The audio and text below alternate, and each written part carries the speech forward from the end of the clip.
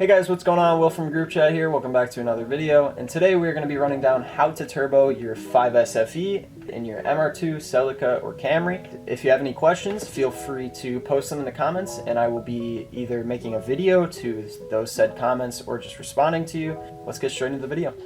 So the first thing I want to explain is you have to get yourself a manifold, which is off of a 3S GTE. And you have to get yourself a turbo, which is also off of a 3S GT. This specific turbo is a CT26, which almost every 3S GT had, but you're gonna want to look for a 3S GT Gen 2 turbo because I believe that the Gen 4 and Gen 5 are a little bit different and they won't fit onto this manifold. But secondly, you're gonna need oil. So main problem with the 5S is when you put a turbo on it, your oil filter actually does not fit. So you're gonna need to get one of these. And what this is, it's very scuffed right now because it's mine and I've been abusing it, but it's a oil filter relocation kit. And that also usually includes a oil cooler, which I have set up down here because back in the back of the trunk, I get better airflow through there because it's all rusted out. So it's kind of just straight to the ground there. So I have some airflow coming into the oil cooler, which then it runs these AN lines down here to your your oil cooler plate, which screws in to a threaded adapter they give you right there. And you just screw it into your block. It comes with 2 gaskets and you make sure that's tight. And then you run 2 AN lines to that. And I can make a whole separate video of showing how to run these AN lines because I still have to set it up. So then underneath here you have your oil filter, which is obviously not stock. It's much bigger. And that is also a second plate that has a oil line running from here, and then it separates another oil line to go out to here, and then one of these will go to your oil cooler plate. And I will have a whole video hopefully soon explaining how all of that is ran and the flow of it and how to route it so it's not dragging or anything, and it actually has the momentum of gravity to flow all of the oil and you won't be lacking on cold starts. And that gets me to my next point. The turbo actually needs oil. So this is your oil feed, which I got a eBay AN line adapter for my oil plate. So it hooks up to your turbo and there's 2 AN line fittings that come out of it, and you can screw in a 4 AN line and it goes right into this. I can find the thread pitch for this, but this is your stock oil pressure sensor right here. And I just got a T, so I have that running all the way through my car to a oil pressure gauge on my dash just to make sure everything is okay when I cold start, because with a turbo, it can be a little iffy on these cars if you're actually getting oil to that port fast enough. So I usually like to run it right to this T, but if not, this oil filter does have a 4 AN line. It's just a block off plate for now, but you can unscrew that and then put your 4 AN line to that.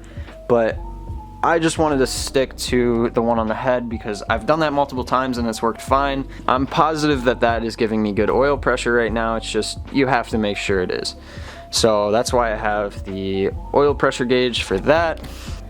Now we're underneath the car, and one last thing you are going to have to do is either drill and tap your stock 5S FE pin to get that little bung right there so you can run an oil return for the turbo, or you can just get a 3S GTE pan and they're the exact same as a 5S. Besides, they already have this little bung, and you can find them pretty cheap on Marketplace or anywhere you can find used parts. Most CT26s will come with I think it's a 12 or 15 PSI spring in their wastegate. And what you can do is you can order a Mamba wastegate. I can leave the link into the description, but the Mamba wastegate allows you to change the spring inside of your wastegate, since this is not an externally gated turbo, it's internally gated. So that gives you the ability to lower your spring rate PSI. So I lowered that to 5 PSI. So this turbo will only see 5 PSI unless I hit it with a boost controller. So if you hook a boost controller up through the vacuum lines, and you can trick it to thinking that it's not making as much boost as it is, therefore making more boost. So this is a much safer application. I recommend getting a Mamba wastegate if you are turboing a 5S, or taking your stock wastegate apart. But as you can see from the stock wastegate design, I believe this is a different gen, but as you can see, it's just a little rod. This one is unfortunately seized.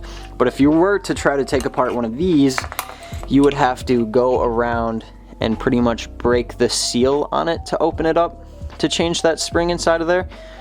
And it is incredibly sketchy, and you're most likely going to be leaking air from it, which then again, more boost. So it makes sense to maybe spend the extra $100 on a Mamba wastegate just so you're for sure seeing 5 psi. And there's a little vacuum port right on there that will run straight to either, you can run it straight to the vacuum port off of the turbo, or you can run it to your intake. I like to run it to the intake because I like to see actual boost that the motor is seeing, not what the turbo is making. So that will be a little less boost than there, I believe. And also, one more thing you're gonna want is a boost gauge, because you want to be making sure that you're not making anything over, let's say, 8 psi, because on a 5S, and especially a higher mileage 5S, it is very, very dangerous to boost these motors. They're not made to see boost. The bottom end can handle it pretty well, but the top end, just the heads are not designed to flow for boost. So you need to keep it respective, and you also need to add fuel, and you need to add some kind of timing device, something to control timing. And since it's very hard to get a standalone ECU for one of these cars, what I like to do is get the MSD 6BTM. And I run a tack adapter, so my tack will still work, but basically you have this little knob here, and you can set it to the amount of retard you want your timing to do based on boost. And this can see 8 psi of boost on a 4-cylinder, an 8-cylinder, or 6-cylinder. So you basically use this and you run a vacuum port to your intake, and it will cut timing because this is now an ignition box. You don't have the stock ignition. It runs, all spark runs through this box pretty much. So the coil is powered by this, the igniter is powered by this pretty much, and it uses the stock ECU to send a signal back and stuff. It's very, I don't really know how it works, but I have it hooked up right, and I want to make a video explaining how to hook one of these up, because there is none anywhere. There's one forum from years ago that is almost impossible to find. So I definitely want to show people how to do this, because it makes it like 50 times safer. You also will need to upgrade the fuel system. The stock fuel pump should be enough to pump out enough fuel to power these 315cc Mark III super injectors, which are actually technically from this car. That's a long story. I will explain in another video, but basically these are slightly bigger than, I believe, the 215cc, or no, 220cc injectors that come stock in a 5S FE. So you'll want to change these out in your fuel rail, and I actually have an old video on my channel how to replace these. If you want to go watch it, I can leave the link in the description. Yeah, these are very simple to change out, and they're super simple to find on eBay, and they're decently cheap, but these will also help your car not explode. And lastly, for fuel, you're going to want to add some kind of fuel pressure regulator that can basically hook up to vacuum and also sense boost. So it basically hooks up to your return and tells when it's sensing the return not getting enough fuel, it'll basically send more fuel to the car based on boost. I don't know how to explain it properly, but I know you need one of those, and I can also leave that in the description. One more thing that you need when boosting a 5S is an intercooler. For that exact intercooler, it's the CX Racing, and it comes with piping to pretty much get it close enough to there, but it's for a 3S, which the intake would come out right about here for a 3S, whereas it comes out right there. So you can order that for, I think it's like 150 bucks, and it goes right here. You can mount it right here in the side vent, and then your piping will come up and over, and then obviously you can do what you need with it. Also, you will need 2 coolant lines that come right off of the turbo. what I like to do for mine, I have one coming straight from the water pump for the feed. I can show you guys which one that is really quick. So that is the, that comes straight off the water pump. I'm pretty sure that's my feed if I remember correctly. I might correct this in editing if I'm wrong. I sometimes switch the two around. And then I believe this is my return. Yes, I think this is my return, which just comes straight. And this is kind of a later model 5S water neck. You guys might not have this one. That is my return. So there's a little just nipple that goes under there, but most water necks don't have that. If you want, you can take this out and get a fitting that fits into this, because I know most 5S's have this and I've done this before. This would actually, yeah, this would still be your return, even though it's coming straight off of the water neck, because I'm not 100%. Someone correct me if I'm wrong, but I know you need two coolant lines. And also another big thing when turboing the 5S is remember to turn your timing down. Get a timing light. But yeah, you need to at least have stock timing, so 10 degrees before top dead center, I believe, for this motor. And the final and last thing that you guys are gonna have to worry about is your map sensor. So a 5S map sensor from stock can, I believe, read 1 bar of pressure, which means it can only see, I believe that's 5 PSI.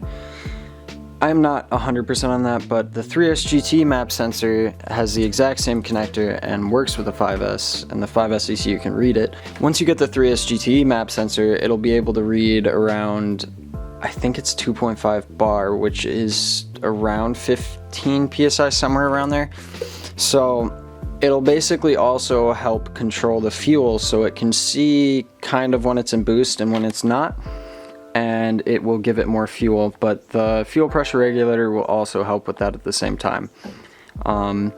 If you don't get one of these 6 BTM boxes, I would say that is the biggest first thing to do, because it would be the only thing that would retard timing the tiniest bit. I really highly recommend getting the MSD box, because it does help out quite a bit.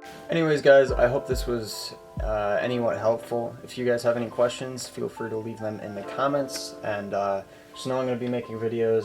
I have a lot of cars now. I have a lot of content that I can create, and I have a lot of stories that I can probably tell you guys too, because I've been gone for a good part of 2 years, so I've been seeing a couple 5S turbo builds on TikTok, and honestly I wanted to finish the series, so we're turboing my 5S, and yeah, keep you guys updated.